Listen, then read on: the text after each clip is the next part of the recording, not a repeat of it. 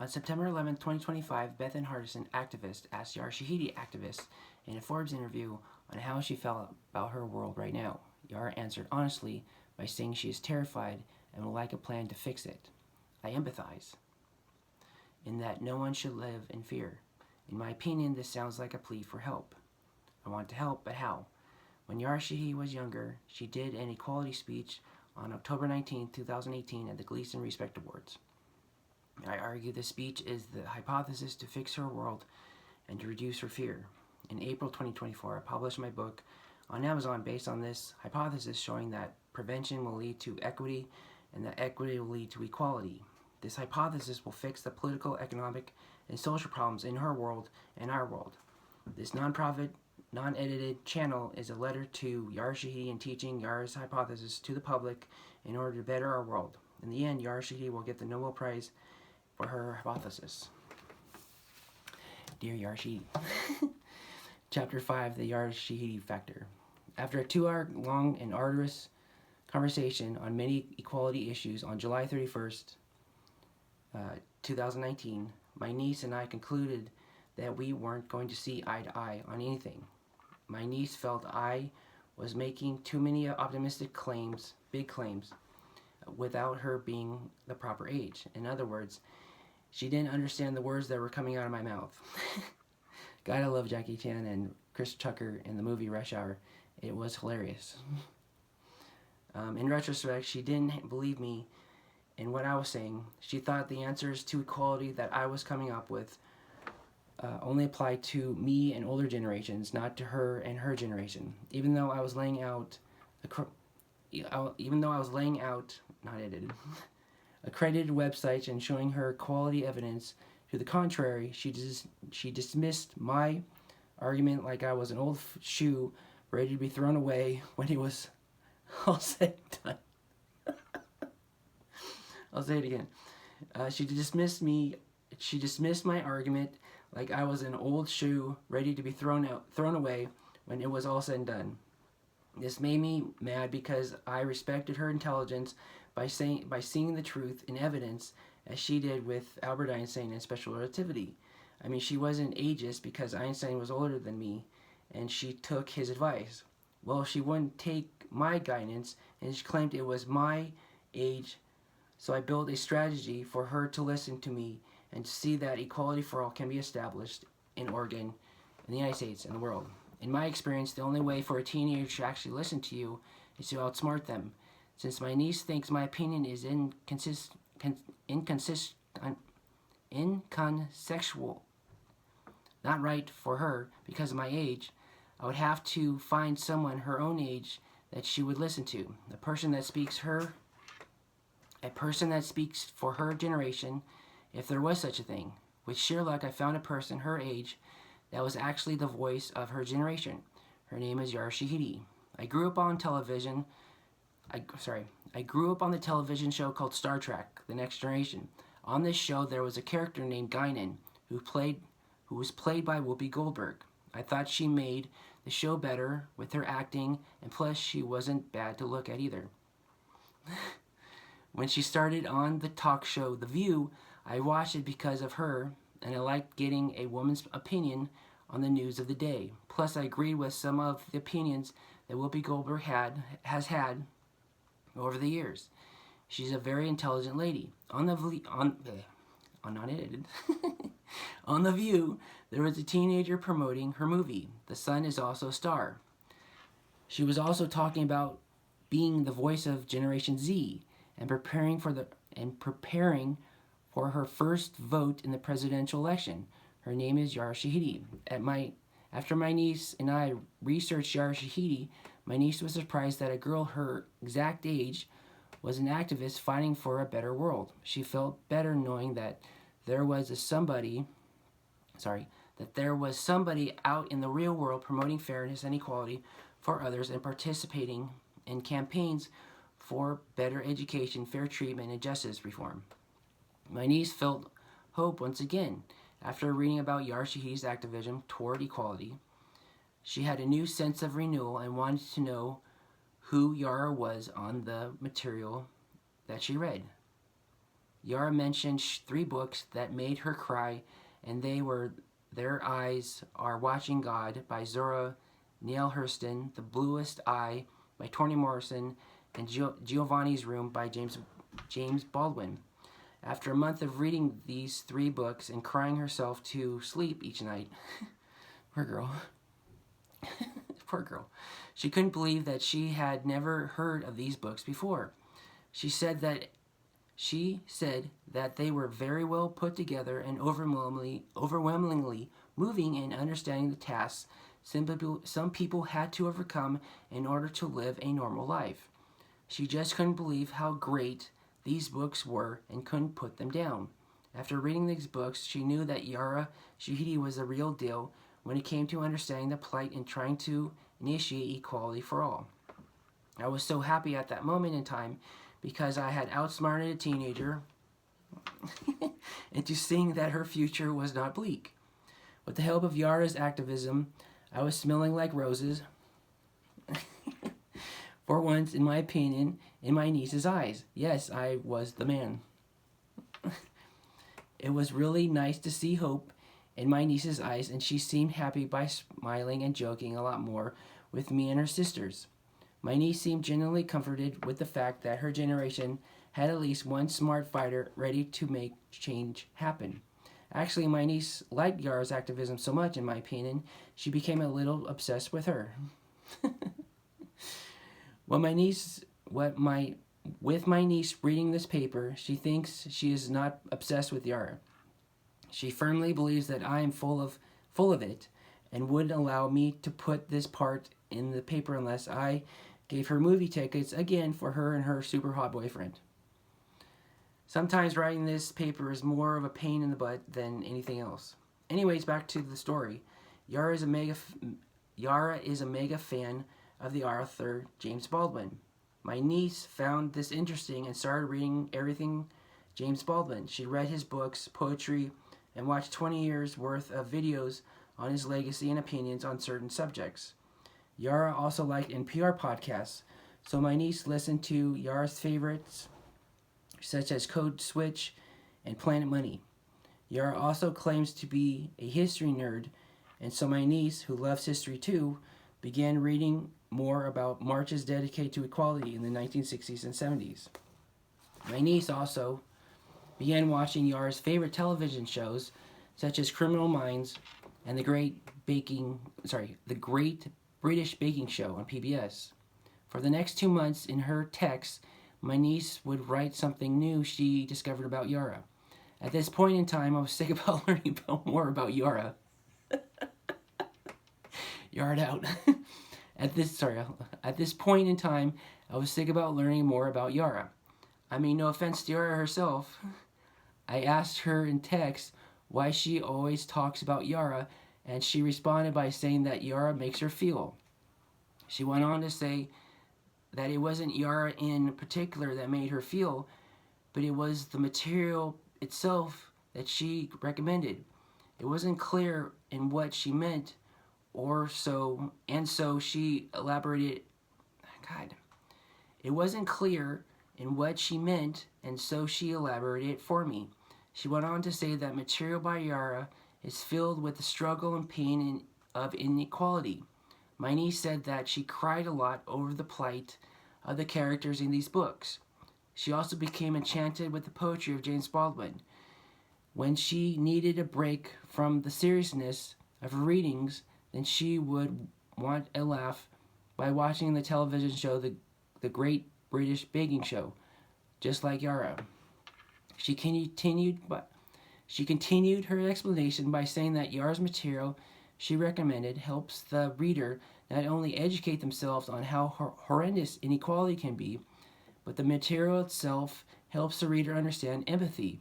This empathy learned makes the reader want to help others who are going through similar inequality situations. My niece explained this in a text. It is the intensity of the material that makes you feel the empathy right away for these characters, whether they are real or fake. You just hope no one else has to go through these types of struggles again. She concluded by saying, "This is why I really like Yara, After you are educated and feel empathy in this material, you really feel you want to do something about it. I believe the best way I can help in Yara's campaign for equality is to educate myself fully in this material. She has provided all this material to me and to all of us. I think this is why she is an activist. You really pray and hope that equality is possible for everyone. You want a happy ending. When my niece met her current boyfriend, she became less Yara Shahidi obsessed. When she started dating him, he was worried about her because she kept playing Frank Ocean's Blonde album and reading James Baldwin's Giovanni's Room.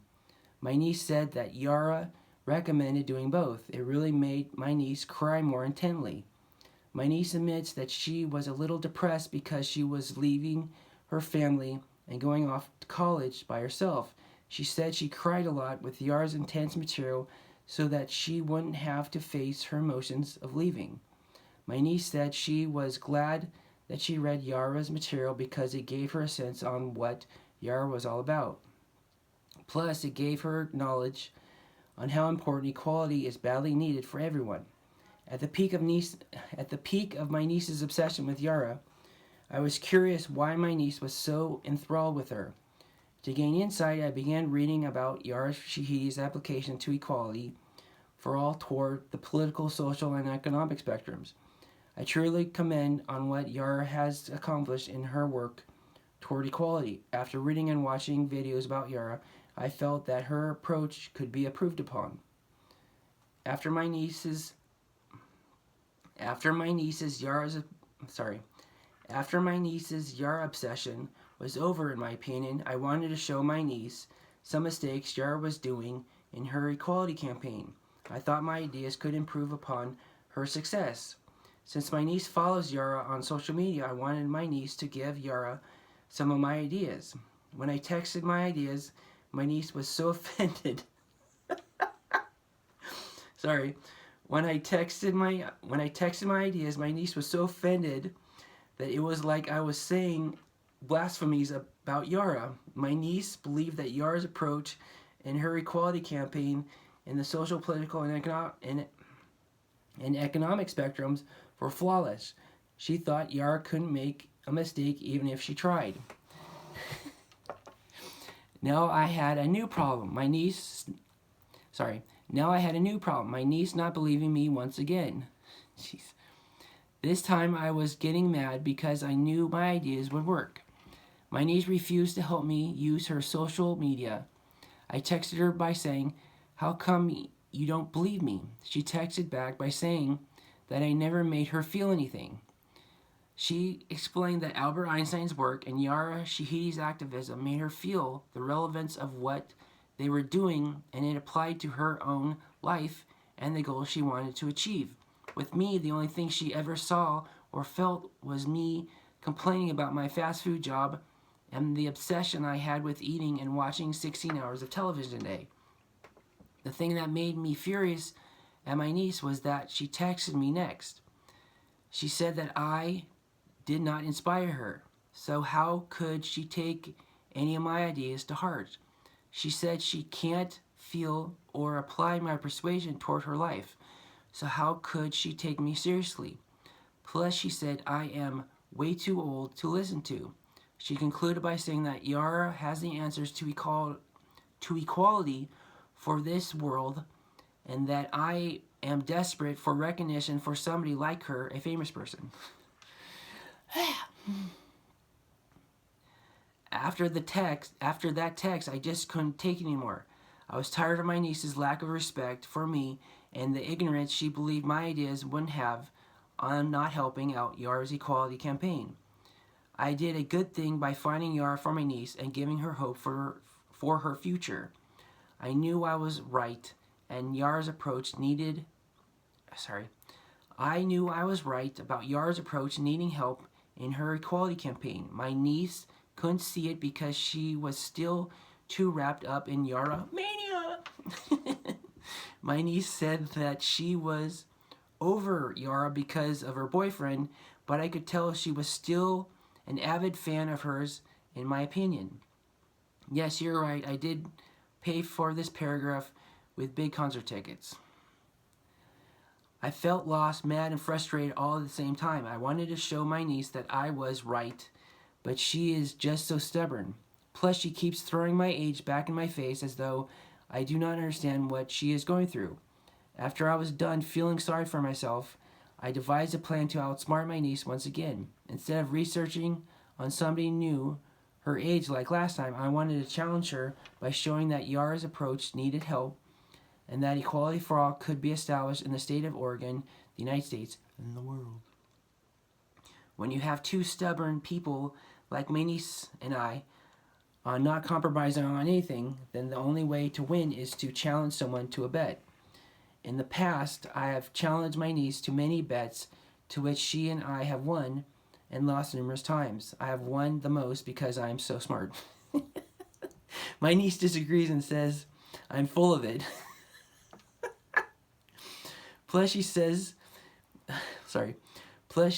she has won the most because she's prettier than me. Plus she says she has won the most because she is prettier than me. She says that beauty and brains, like what she has, always wins out over balding, fat, and creepy weirdos who live in their mom's basement like what I do. For the record, I only did that one time. Whatever, I'm the greatest man alive. My niece begs to differ. Anyways, in my family, challenging a person to a bet is as normal as eating. A bet is a way to help relieve stress and to compromise between two stubborn people. The alternatives, in which my family has done, was to yell at each other at the tops of their lungs or punch each other's lights out. These two ways are not effective. A bet is effective because the person or parties within the bet has to prove what they are saying is right. If the verdict is fair from an impartial judge, then a sweet reward is given to the victor. Solving arguments can be hard, and a bet helps in that regard in my family. When I challenged my niece to a bet, my niece refused at first, thinking on what I was doing was foolish. I spiced the bet by saying that she could have Yara Shahidi as her representative. This made her intrigued, but she wanted to do more research on Yara before she was fully committed to the bet. After a couple of weeks and many texts from me, after a couple of weeks and many texts from me,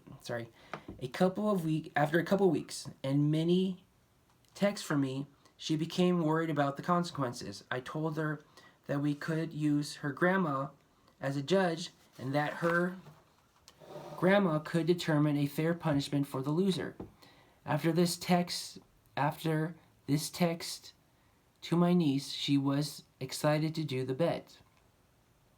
My niece decided to have Yara Shahidi as a representative for the bet.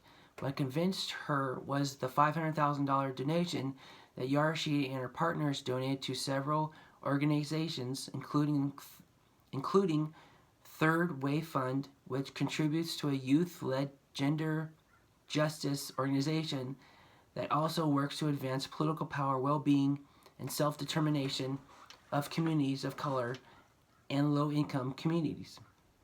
My niece illustrated why she chose Yara Shahidi in a text. She explained, I chose Yara Shahidi for the bet because she really cares what is going on in the world and she is actually doing something about it. It is one thing to say you are an activist and put your name on a campaign or give a donation or speak at a rally, but she won the Daily Points Light Award because she actually did the work to help start change. Indigestion. This, in my opinion, is really commendable.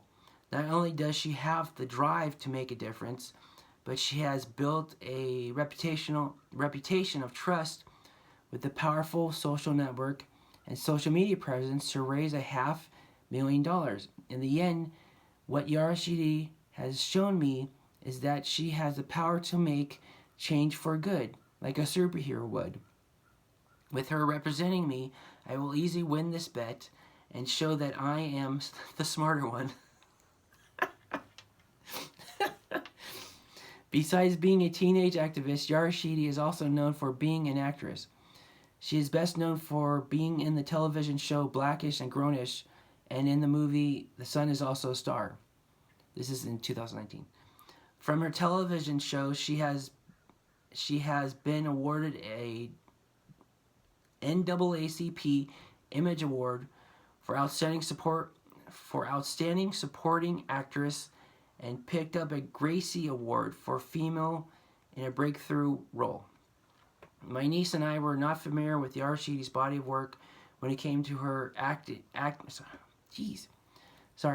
My niece and I were not familiar with Yara Shahidi's body of work when it came to her acting or activism when we started this paper. All I know is that you have to be pretty good at both if you are going to be named the voice of a generation. For example, Yara Shahidi was a Glamour magazine.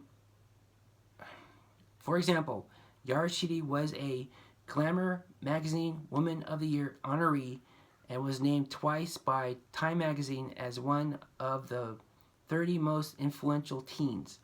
Plus Oprah Winfrey wants Yara to become the next president of the United States, and also Michelle Obama sits on conversational panels with Yara talking about the future of feminism. Wow, that's a mouthful. So, Ichni Sunshi Go Kuju Konnichiwa Lalun Wiwi Hola, buenos dias. Adios. We all win together. De nada.